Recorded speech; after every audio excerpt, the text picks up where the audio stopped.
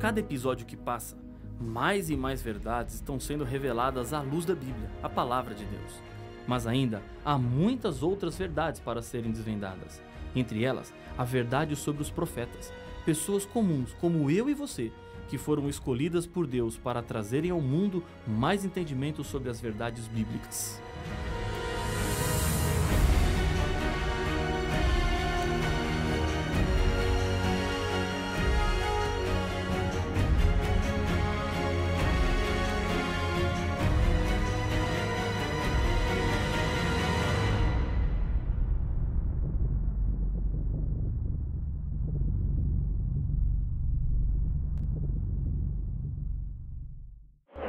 A verdadeira Igreja de Deus é identificada por duas características, segundo a Bíblia. Acompanhe a leitura de Apocalipse capítulo 12, o verso 17.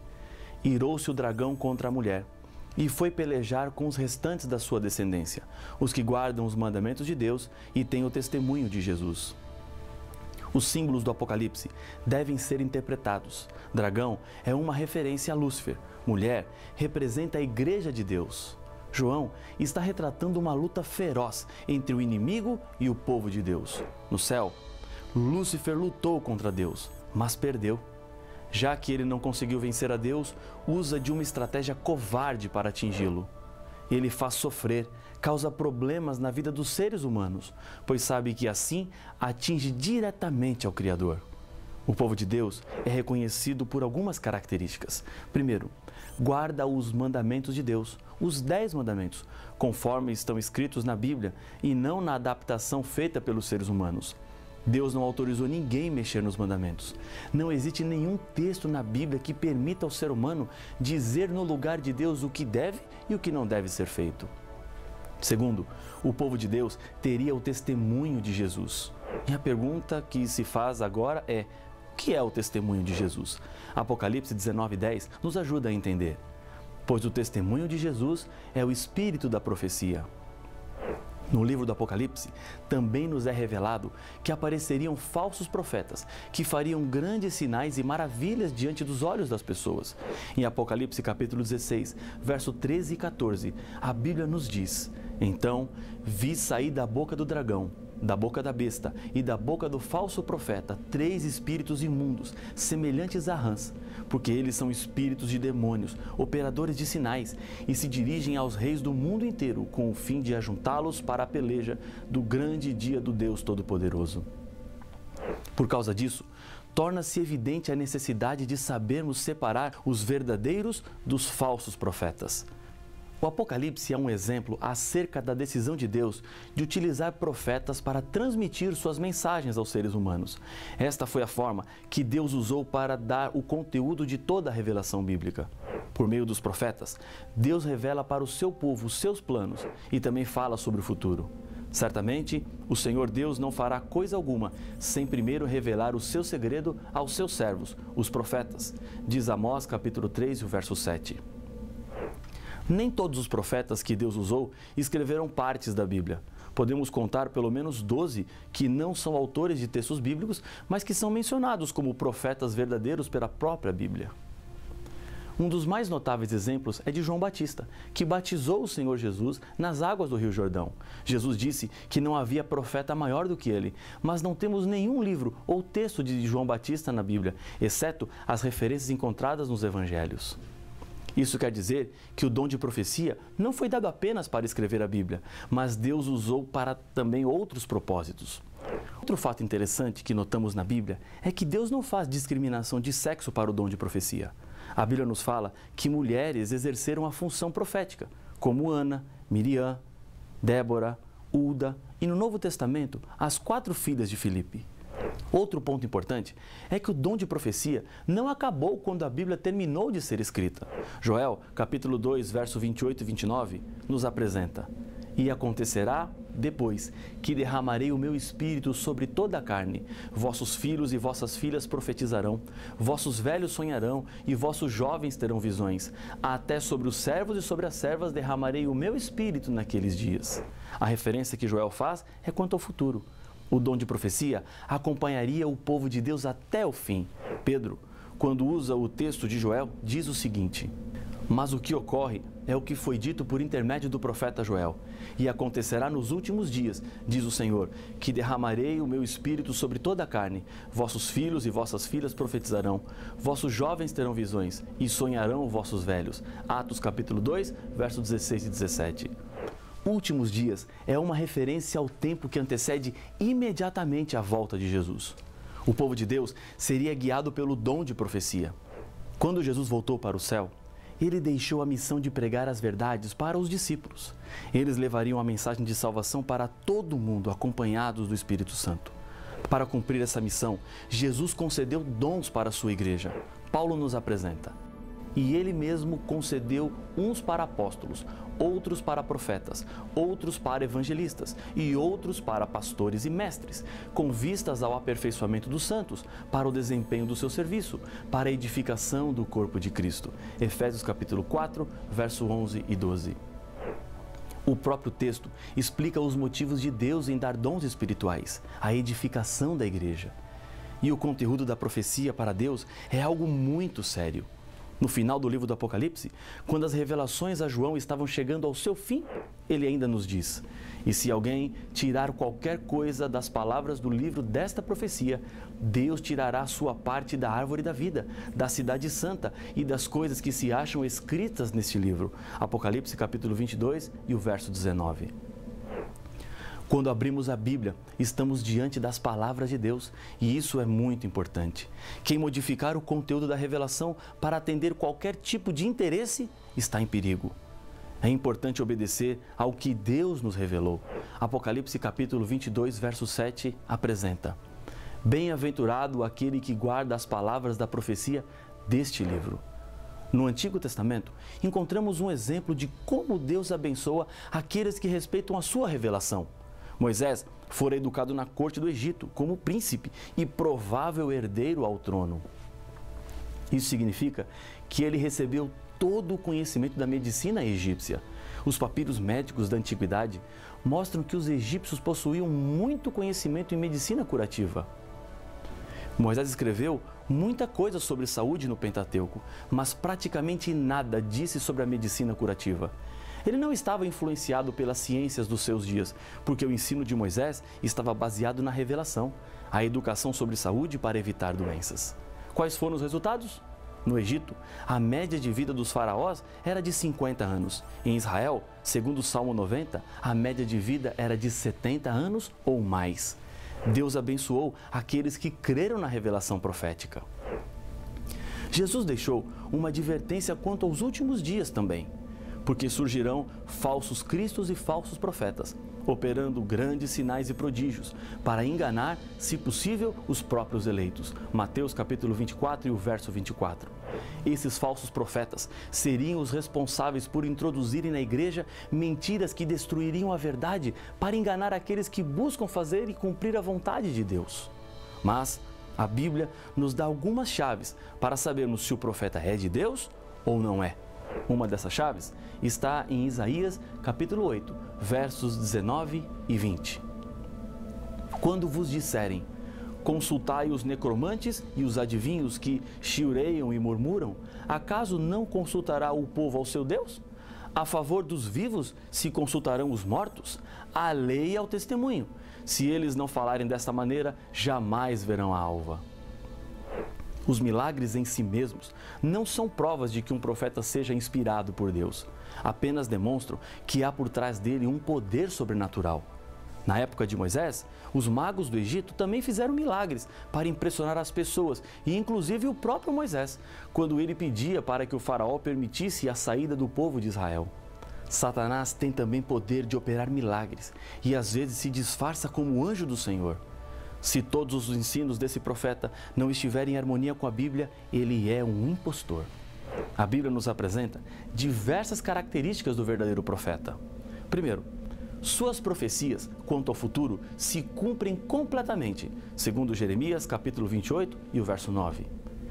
Segundo, ele não induz o povo a afastar-se de Deus, conforme Deuteronômio capítulo 13, versos 13, 14 e 15. Terceiro, fala o que Deus lhe pediu para falar e não o que ele quer dizer, conforme Jeremias, capítulo 14, verso 14. Quarto, fala guiado pelo Espírito Santo, conforme 2 Pedro, capítulo 1, verso 21. Quinto, reconhece e aceita a encarnação de Cristo, de acordo com 1 João, capítulo 4, versos 1, 2 e 3. Sexto, a vida do profeta apresenta bons frutos do seu caráter. Mateus, capítulo 7, verso 15 e 16. Deus escolheu diferentes maneiras de se revelar para os profetas. Em Números, capítulo 12, versos 6, 7 e 8, encontramos 3 maneiras diferentes.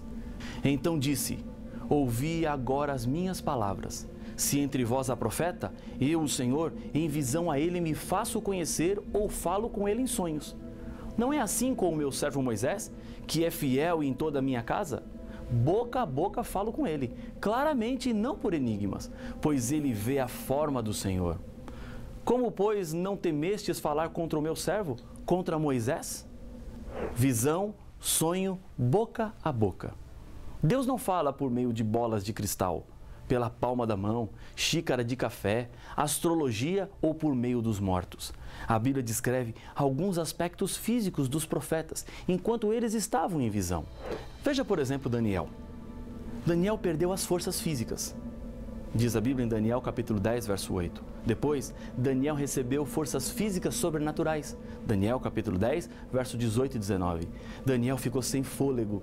Diz Daniel capítulo 10, verso 17. Ficou sem falar. Daniel capítulo 10, verso 16. Inconsciente quanto àquilo que acontecia ao seu redor. Daniel capítulo 10, versos 5 a 8. O profeta podia ter também seus olhos mantidos abertos durante a visão, segundo Números 24 e o verso 4. Paulo apresentou para a igreja de Tessalônica 3 conselhos com relação às profecias. Não desprezeis as profecias, julgai todas as coisas, retende o que é bom. 1 Tessalonicenses capítulo 5, versos 20 e 21. Deus tem uma promessa também para os que são fiéis diante das mensagens proféticas. Em 2 Crônicas, capítulo 20, verso 20, é prometido àqueles que ouvem a profecia: crede no Senhor vosso Deus e estareis seguros. Crede nos seus profetas e prosperareis. Crer nos profetas do Senhor é a mesma coisa que crer no Senhor que enviou o profeta. Precisamos dar ouvidos e viver tudo aquilo que Deus nos faz conhecido através das profecias. No Apocalipse, encontramos que a igreja no tempo do fim seria acompanhada pelo dom profético. Deus levantaria nos últimos dias, mais uma vez, a profecia para conduzir o seu povo nos momentos mais críticos da história. Um profeta jamais pode dizer algo diferente ou contrário ao profeta que veio antes dele. Essa é uma característica importante do profeta de Deus. O dom de profecia, que acompanharia a igreja de Deus nos últimos dias, não substitui a Bíblia e não contradiz a Bíblia em nada. Quando estudamos a história da Igreja Adventista do Sétimo Dia e vemos como, em meio de um impressionante emaranhado de riscos e dificuldades, as mensagens inspiradas chegavam por meio de uma jovem chamada Ellen White, deram a segurança e a direção que a igreja precisava. Quem foi Ellen White? Ela nasceu em Gorham, Maine, nos Estados Unidos da América, no dia 26 de novembro de 1827. Seus pais, Robert e Eunice, eram membros da Igreja Metodista e mais tarde tornaram-se adventistas do sétimo dia. Tiveram 8 filhos. Ellen e sua irmã gêmea Isabel são as caçulas. Ellen ouviu a pregação de Guilherme Miller, pesquisador da Bíblia, que interpretou a profecia dos 2.300 anos de Daniel, capítulo 8, verso 14, terminando com a volta de Jesus, o que na época lhe impressionou. Em 1843, foi expulsa da igreja metodista por causa das suas crenças, que eram diferentes da igreja onde estava. Casou-se com Tiago White no dia 30 de agosto de 1846. Tiveram 4 filhos, todos meninos: Henrique, Edson, Guilherme e John Herbert. A sua primeira visão aconteceu em dezembro de 1844 e a última que se tem notícia aconteceu no dia 3 de março de 1915. No dia 6 de agosto de 1881, faleceu seu esposo Tiago. Ellen ficou viúva quando tinha apenas 34 anos. Além dos Estados Unidos, ela também trabalhou na Europa e na Austrália. Durante 70 anos, por meio de mais ou menos 2.000 visões e sonhos, Ellen White orientou o sólido sistema educacional adventista, a obra de publicações, a reforma de saúde, entre outras. A vida de milhares de pessoas foram mudadas por causa do seu ministério. Ellen White faleceu em julho de 1915, mas os seus escritos continuam falando. Sendo que Deus fala através de profetas verdadeiros, há muitas mensagens que você precisa conhecer. Deus tem falado mais com a humanidade do que as pessoas imaginam. É preciso buscar o que Deus tem para lhe dizer. E eu tenho certeza que essas mensagens proféticas mudarão a sua vida. Acompanhe o texto de Ellen White, que fala de uma profunda esperança que temos, a libertação completa do mal. O grande conflito terminou. Pecados e pecadores não mais existem. O universo inteiro está purificado. Uma única pulsação de harmonia e alegria vibra por toda a vasta criação. Daquele que tudo criou, emanam vida, luz e felicidade por todos os domínios do espaço infinito. Desde o minúsculo átomo até o maior dos mundos, todas as coisas, animadas e inanimadas, em sua serena beleza e perfeita alegria, declaram que Deus é amor. A Grande Esperança, página 105. Esse é o plano de Deus para a vida dos seres humanos. Restauração, perfeição e eterna satisfação. Aceite as mensagens de Deus e agradeça a Ele pelos profetas, porque cada mensagem profética vem acompanhada de um bilhete de amor. Deus te ama e quer te salvar. Ele não quer que você sofra e por isso deixou um mapa para lhe ajudar nas suas escolhas e decisões. Lembre-se de uma coisa, você não está sozinho. A mensagem profética está aí para lhe ajudar, para conduzir a sua vida. Eu quero fazer uma oração com você. Feche os seus olhos. Vamos falar com Deus. Senhor Deus querido, nós te agradecemos pelas profecias. Assim sabemos por onde andar. Com segurança colocamos os nossos pés na estrada dessa vida, sabendo que o Senhor nos conduz e que o Senhor nos guia. Abençoa este teu filho, esta tua filha que ora comigo, em nome de Jesus. Amém.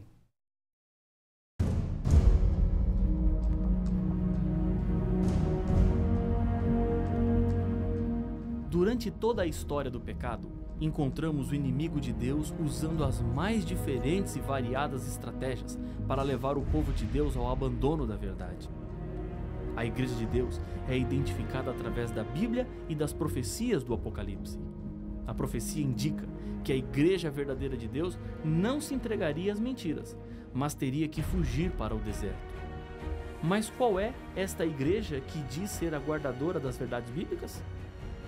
E as outras igrejas e religiões? Por que existem tantas crenças?